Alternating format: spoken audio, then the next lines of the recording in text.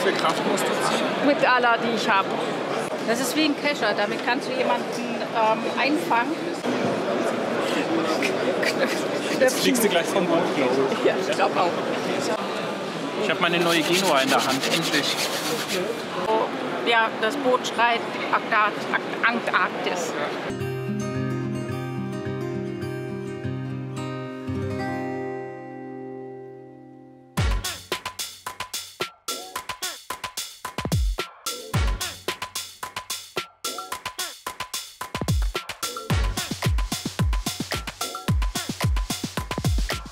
Boot Düsseldorf 2024.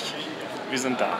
Wir brauchen ja ein paar Informationen für die Licorne. Wir möchten ein paar Sachen uns anschauen und wir schauen mal, ob wir noch einen Termin kriegen für die Halber Grassi.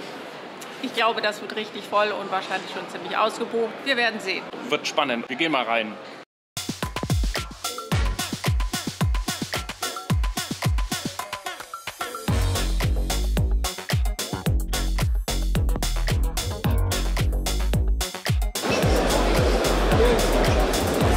Marion hat gesagt, ich soll nicht den Erklärbär machen. Mache ich auch nicht.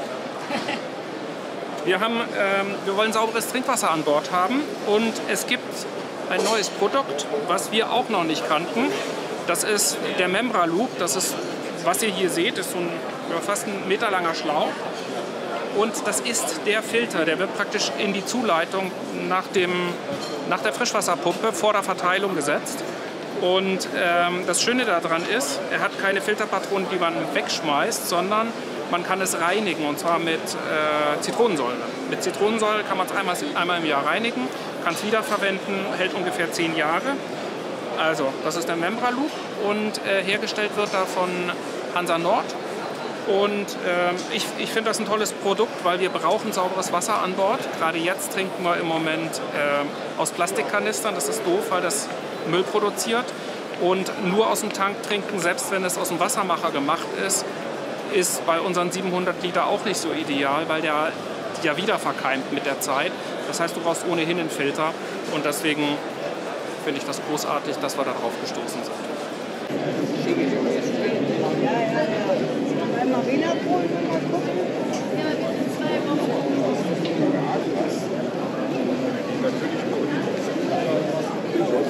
Katze.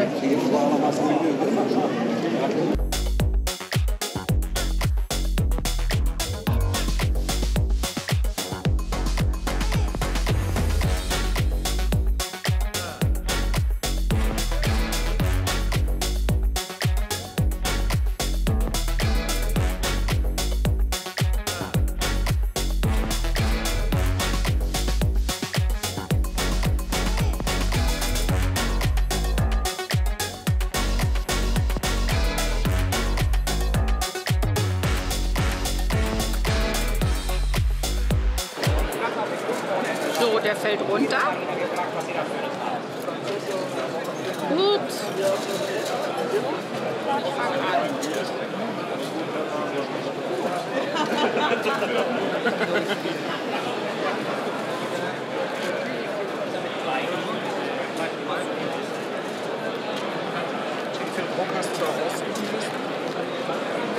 Ja, war schon weiß ich nicht.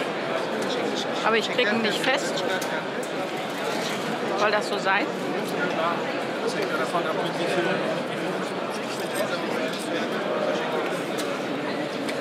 Deswegen ist ja die Kraft so wichtig, dass man irgendwann. Ach so, ja, okay, jetzt habe ich es. Jetzt wird es richtig schwer.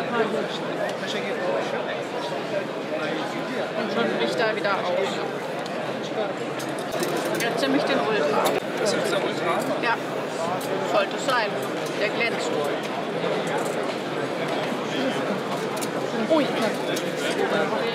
Ging schneller. Ging schneller. Was geht schneller? Das Eingraben. Guck mal, der ist ganz weg.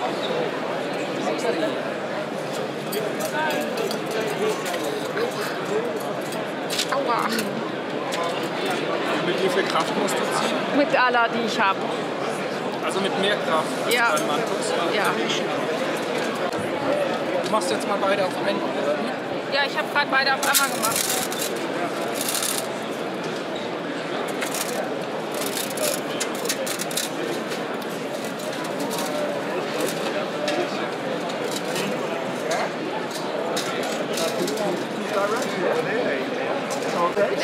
besser. Welcher? Der Ultra.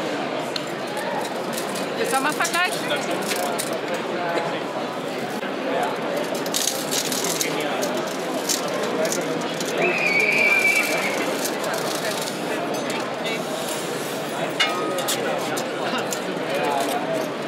Ich habe ein Buch aus.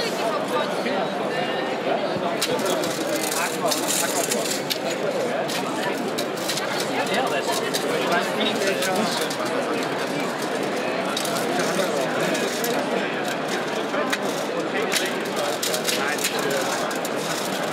Weiß nicht genau, aber ein bisschen mehr, glaube ich, ist bei dem trotzdem.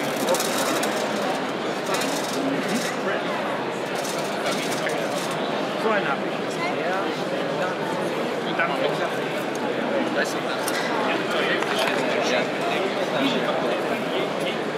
aber der ist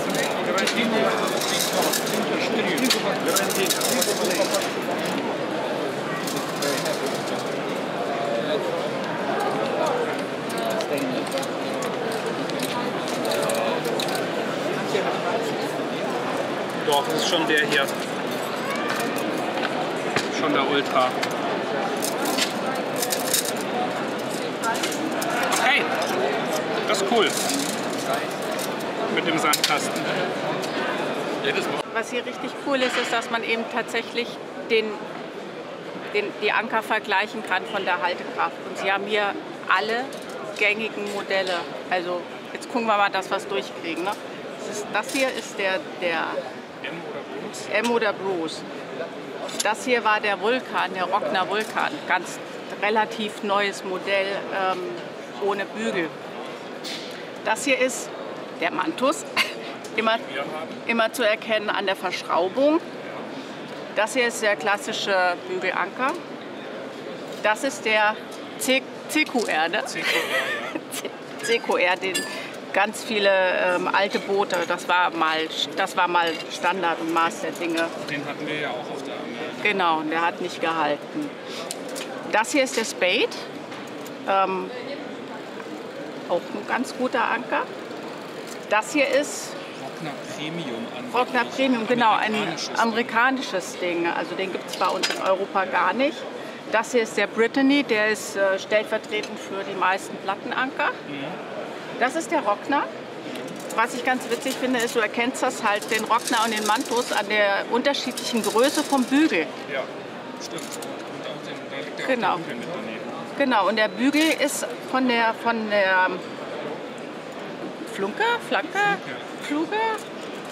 von der Halterung anders. Ja, und hier ist nochmal der Danfoss. Hier, auch ganz klassisch. Was war das? Delta. Das ist der Delta. Der war auch mal Maß der Dinge. Genau, gibt es auch ganz viele noch. Ja, und das ist der Ultra, der eben eine sehr spezielle Form hat. Also hier vorne ist er gebogen, haben wir uns erklären lassen, weshalb er sich sehr gut eingräbt. Und wenn ihr jemals die Möglichkeit habt, diesen Test zu machen, die sind oft auf Boatshows. Wir haben den vor, weiß ich nicht, 5, 6, 7 Jahren in Neustadt auch mal gemacht. Und damals war ich schon extrem angetan von der Haltekraft von diesem Anker. Dann macht das, weil das ist wirklich, das macht Spaß.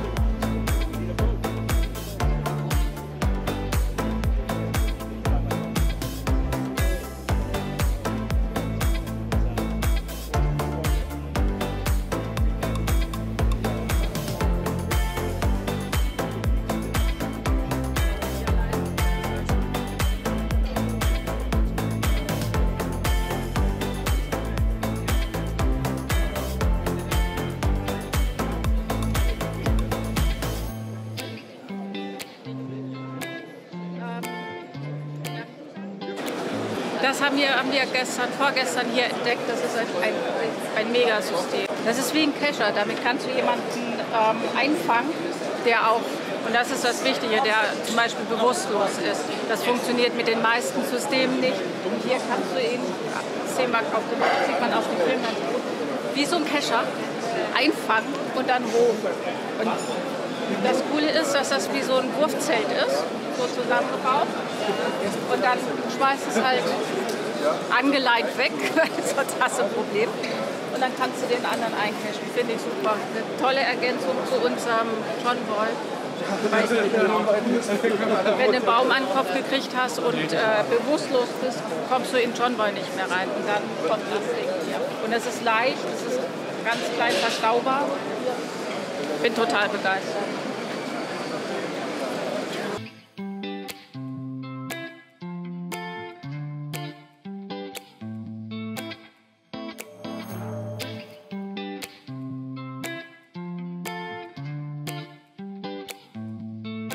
Ich habe im letzten oder vorletzten Video habe ich den John Boy die weiße Kiste gezeigt.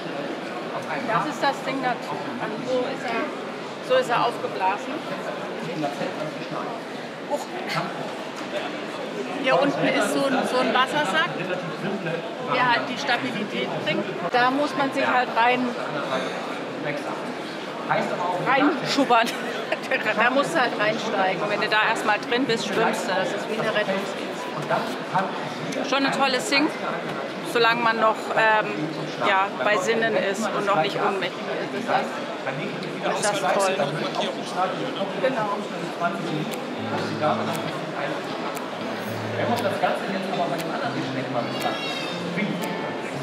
Das heißt also, wir haben rechts und Schulter.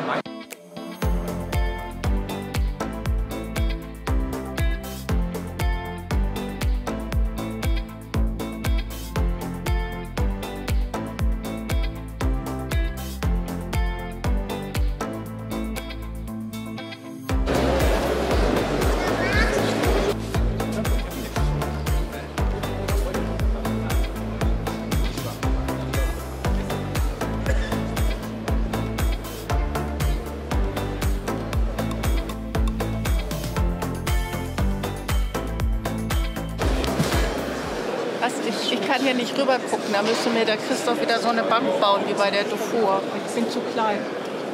Wird schon wieder nichts. Aber ich muss ja nicht gucken, das macht ja alles automatisch. Automatisch gucken? Nee, automatisch. Segeln, andocken und sonstiges. Ja, echt jetzt? Er muss. Naufen.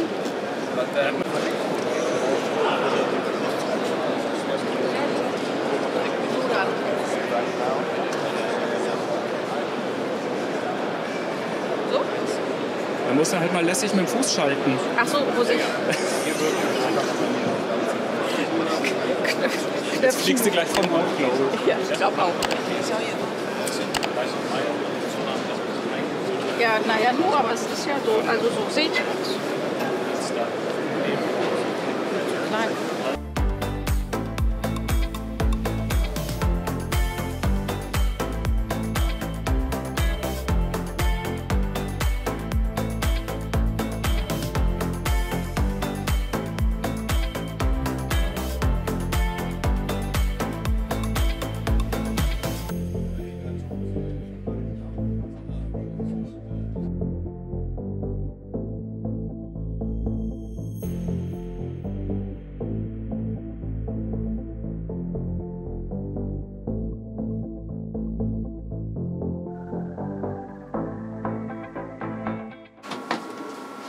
Also ich bin erstaunt. Das fühlt sich viel weniger zu groß an, als ich dachte. Also ich dachte, ich komme hier rein und es ist boah. Und es fühlt sich echt nett an. Also alles gar nicht so riesig wie gedacht. Was sagst du? Also als erstes gefällt mir natürlich das Holz. Das ist wie immer toll verarbeitet. Hier helle Eiche, handwerklich super gearbeitet und also es ist ja die 69, aber sie fühlt sich kleiner an, also gemütlicher und man hat auch den Eindruck, man kann sich überall festhalten. Kann man ja auch.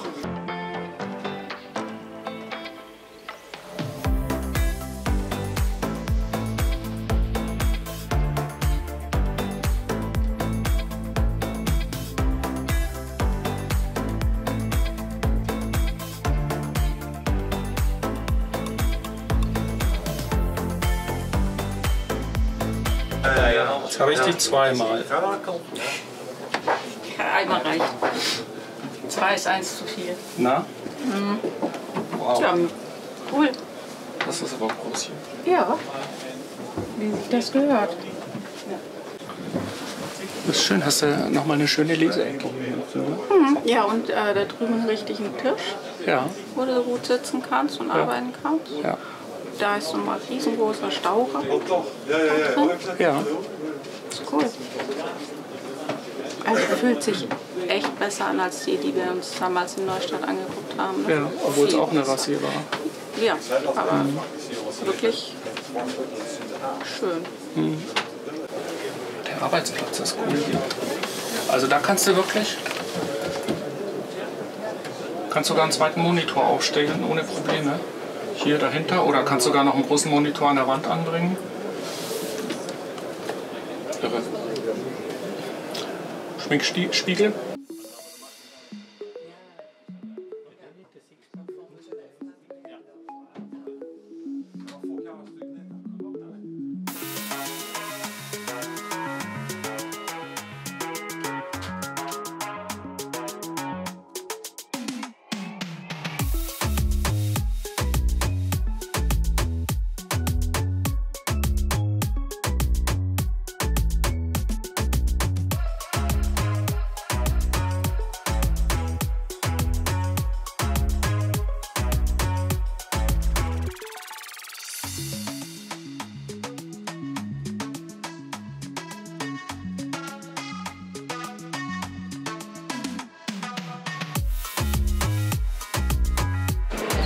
Wir sind am Stand von Ocean Spring Watermakers von Julian. Julian ist der Entwickler von diesem Wassermacher hier und ich habe diese Zylinder wieder entdeckt, weil die haben wir ja auch. Wir haben ein anderes Produkt. Das hier ist ein 230 Volt System, was halt deswegen genial ist, weil es viel Wasser liefert, nämlich 120 Liter in der Stunde. Und das ist komplett modular aufgebaut. Julian hat es selbst zusammen konzipiert und entwickelt. Und es ist preislich wirklich interessant, also abgesehen davon, dass er es persönlich konfektioniert. Also das sind hochqualitative Produkte, die er individuell zusammenstellt. Hier ist eben das Bedienpanel in dem Gesamtpreis auch schon mit drin. Und hier ist ein Federventil verbaut. Das bedeutet eben, wenn eine Druckschwankung oder wenn die Leistung von der Pumpe sich verändert, oder die Drehzahl der Pumpe, dann bleibt hier trotzdem der Druck konstant. Das ist bei den einfachen Drehsystemen nicht der Fall und das finde ich eine tolle Weiterentwicklung. Hier unten ist der Salinity, der Salzmonitor, wo man eben auch sehen kann, jetzt ist es rein genug, das Wasser, sodass ich ihn dann auch umschalten kann in den Tank. Finde ich eine großartige Sache und was ich halt immer toll finde, ist, wenn es sehr hochwertige, aber trotzdem Industriekomponenten sind, sodass man es auch gut ersetzen kann, wenn mal wirklich was sein kommt. Die Jungs und Mädels hier auf dem Wasser zeigen, was sie drauf haben. Vielleicht ein Applaus für Nils wäre angemessen. 1,5 Millionen. So selbstverständlich, denn hier 270 Grad. Schön auf das rechte Bein gedacht. 360er hat man gesehen, so fast 270 Grad drehen, den ganzen Zug in der Anlage. Relativ schwer. Aber wie ich erwähnt habe, Wakeboarden ist super leicht zu erlernen. Für euch in meiner Hoffnung ist es, dass dadurch, dass die Jungs und Mädels euch zeigen, wie das funktioniert, dass ihr dadurch Begeisterung dafür entwickelt und eine Anlage, eine Wakeboard-Anlage in eurer Nähe sucht und das Wakeboarden für euch nicht.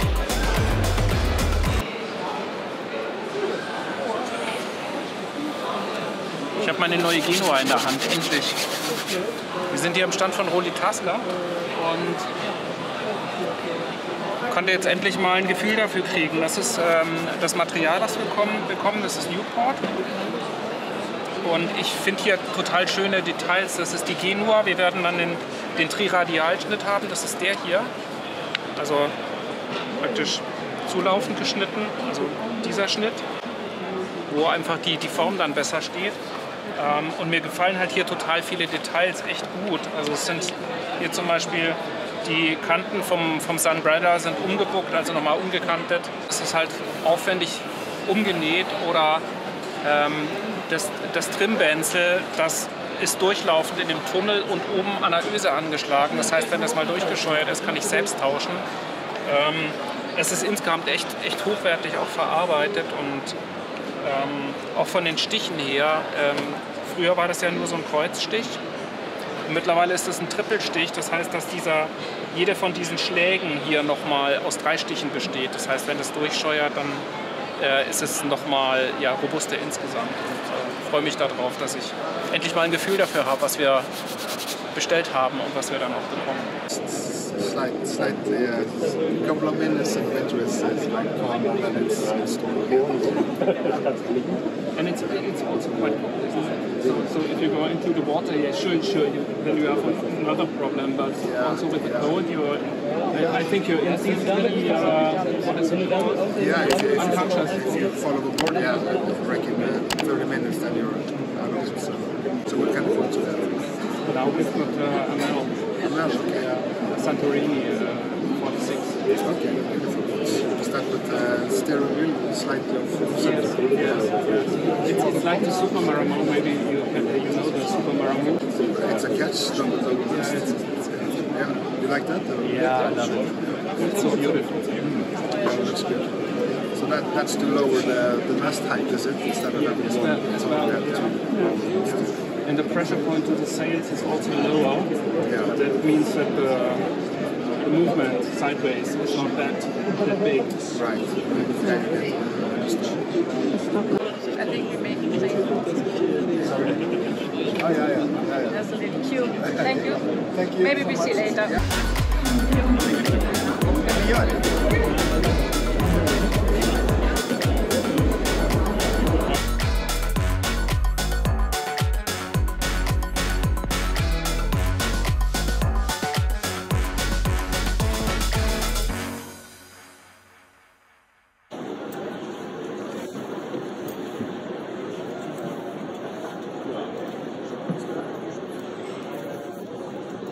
Safe, huh? Ah, perfect. Imagine when it's healing. Yeah. And it's thick. Yeah, it's perfect. Very robust. Yeah. 2 tanks of 4 here. You can put water that can come in from the waves. Here. So the weight is here. Again, I told you that before. You can maintain everything with that.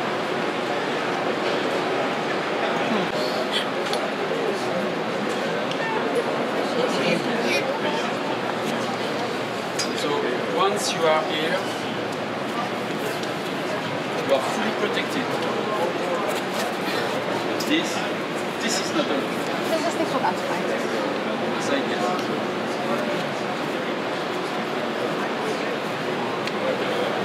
You are totally protected. You can navigate, sail, be at the end, do what you have to do.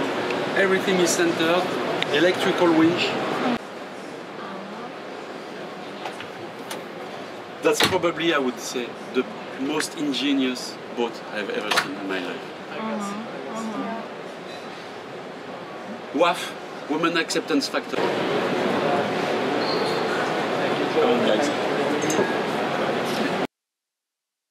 This is a Volvo 150 because one of the specifications gave by Jimmy Cornell, he wanted to be able to have an engine running 10 days, 24 hours, 6 knots. System, steering system, and the second autopilot. All right. Behind this one, you can unscrew the Die-Mount. your boat.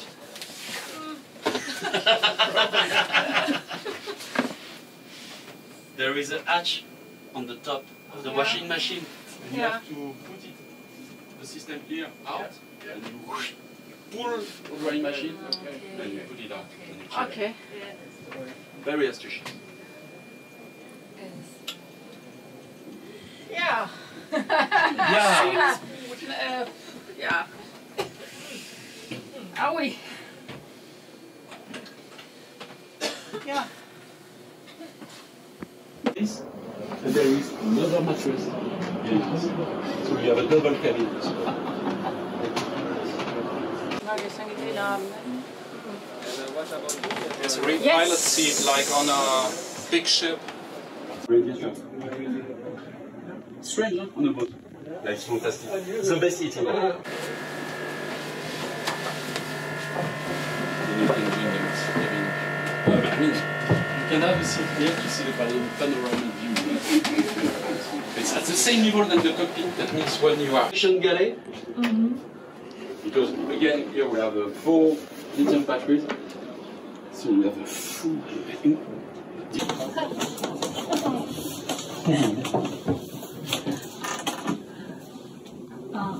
There are so many displays. This is a multiplexing system. What does it mean, multiplexing? In case you have anything happening here. You see everything here, huh? Yeah, so everything is here. But if anything happens with the electricity and you don't know how to repair, to replace what's happening there, we are here with your Starlink communication, for example. We can take control at distance of your system. Wir kommen gerade aus der Garcia 52 raus, aus der Exploration, die hinter uns steht. Und in Barcelona, bei uns im Hafen, liegt auch eine. Und beim Spazierengehen hatte mich Marion immer gefragt, na, die da, willst du sie haben? Und ich habe immer gesagt, nö, will ich nicht. Gefällt mir nicht. Und ja, jetzt waren wir drauf. Wir hatten die Möglichkeit, sie anzugucken. Was sagst du denn? Ja, also die Garcia ist ein Boot, das kauft man sich einmal und du kannst damit alles machen. Und ich wusste das, also für mich war das immer der Inbegriff des Expeditionsboots. Also die ist Alu, die ist gedämmt, die ist einfach für Reisen, extreme Reisen auch. Also irre. Und ja. Was sagst du? Also ich fand es faszinierend, dass man sich innen wirklich überall verkeilen konnte. Das Allerfaszinierendste fand ich, dass du vorne an der Sitzgruppe nach vorne hin, also mit Blick nach vorne, da ist eine Scheibe, die nach vorne gekippt ist, hast du auch deinen Pilotentisch, deinen Kartentisch, wo du nach vorne rausgucken kannst mit dem Kartenplotter. Klar, das Cockpit ist total geschützt, du kannst es zumachen mit einer Kupplung, das ist irre, das ist absolut irre. Ja. Und das ganze Gewicht ist zentriert, also egal ob das die Ankerwinch ist oder der Kettenkasten oder der Motor, das ist alles in Kielnähe. Das ist irre. Ja, sie hat ein Doppelruder, also kann trocken fallen. Und hat auch nur so viel Kiel, also fand ich auch faszinierend. Und 10 mm Alu am Rumpf und 5 mm Alu außen, also richtig dick und dann nochmal, ich glaube, weiß ich jetzt gar nicht, 10 mm Isolierung oder sowas. Also 70 mm Isolierung. 70 mm Isolierung? Ja, 7 cm. Also ja, das Boot schreit Antarktis. Garcia kostet in der Ausstattung, wie sie hinter uns steht, ungefähr 1,4 Millionen Euro. Also abgesehen davon, dass es einfach schon viel Geld ist, finde ich aber den Wert, den man bekommt bei der Garcia, erstaunlich. Finde ich wirklich erstaunlich.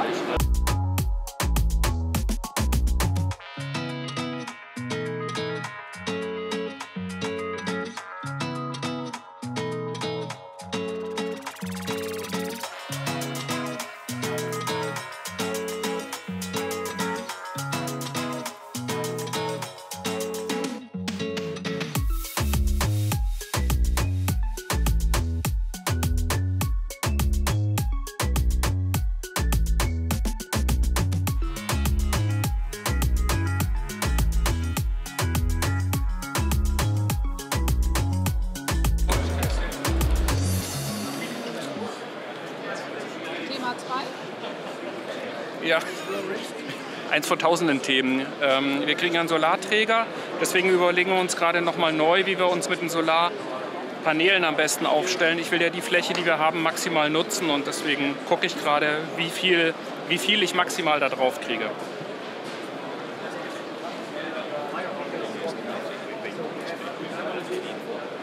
Aber das scheint alles flexibel zu sein, ne? Ja. Aber guck mal, die sind schon fertig.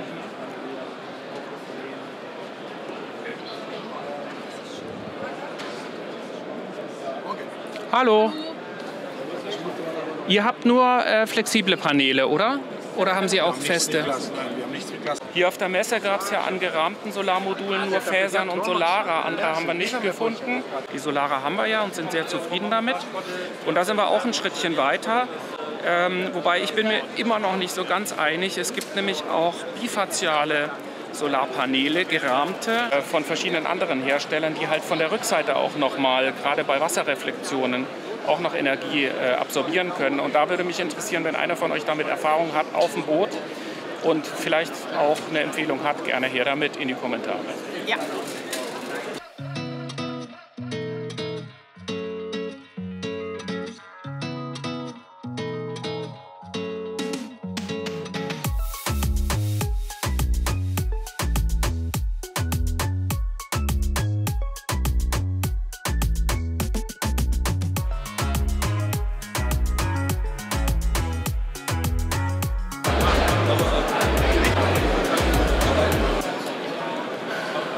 Ende Tag 4. 4 Tage Messe liegen jetzt hinter uns. Das war interessant.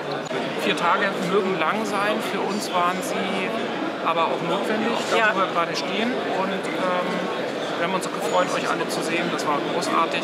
Und mal sich auch die Zeit nehmen zu können, nochmal zurückzukommen oder zu sagen, gut, dann komme ich morgen nochmal. Das ist großartig. Also wir konnten die Informationen bekommen, die wir gesucht haben. Also sei es jetzt Anker, sei es Solar. So Kleinigkeiten waren auch dabei und wie Marion schon sagte, es war sehr informativ. Bei wirklich tolle Boote gesehen, beide out of range für uns, aber sowohl die Halber Grassi hat mich sehr erstaunt. Also die fand ich viel besser, als ich gedacht habe. Und die Garcia, ich wollte schon immer eine Garcia sehen und das, tolles Boot. Und Erik haben wir getroffen. Stimmt, genau. Auch Erik Anderer, das war auch ganz toll, ihn mal zu treffen und das hat auch Spaß gemacht, mit ihm zu reden. Und mal schauen, wo es uns hintreibt. Wir haben ja jetzt die gleichen Segel wie Erik, mal gucken. Wie wir in Zukunft segeln. Ja, war toll, sehr sympathisch. Und Martin haben wir auch getroffen. Genau, und Martin haben wir getroffen. Ja. Das war wirklich schön. Ihr merkt, wir sind so ein bisschen durcheinander. Die ganzen Zusammenschnitte sind aus 4 Tagen. Wir haben immer was anderes an. Also wundert euch nicht.